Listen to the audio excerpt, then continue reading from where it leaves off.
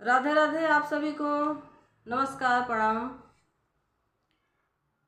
और आज मैं आप सबको विवाह गीत सुना रही हूँ।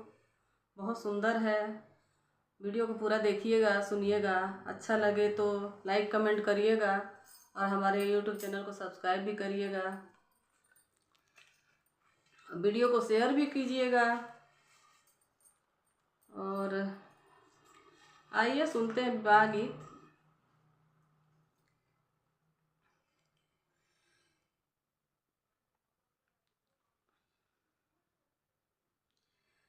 लेहु ना नाउआ हो हाथ हरा दिया हो नेवता कुल परिवार नेवता कुल परिवार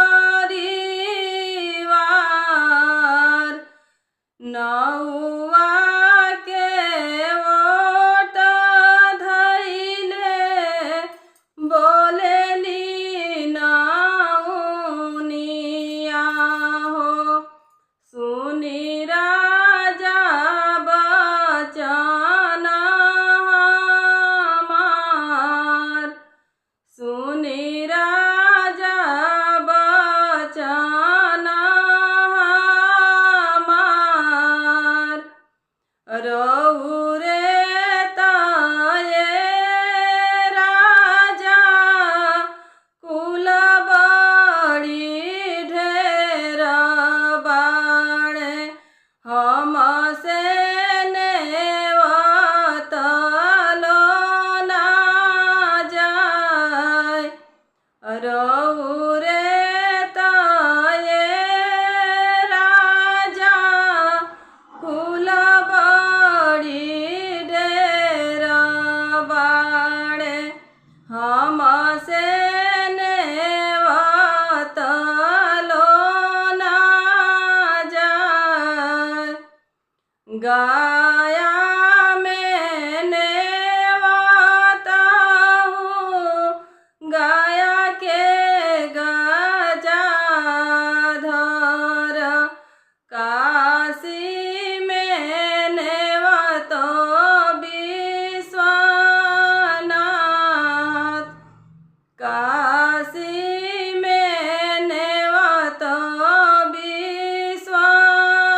विश्वनाथ धरती पर नेवता छत्तीस मुनि देवता हो भैया नेवत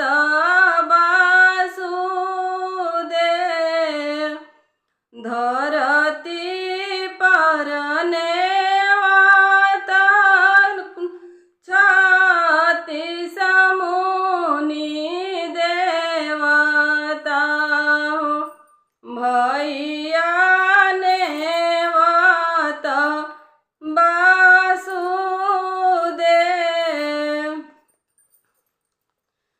गाया से आवेले गाया के गजाधर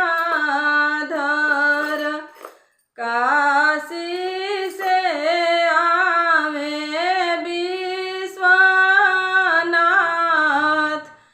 काशी से आवे विश्वनाथ धरती से आइले छत्तीस मुनि देवता हो भैया नायले वासुदेव धरती से आइले छत्तीस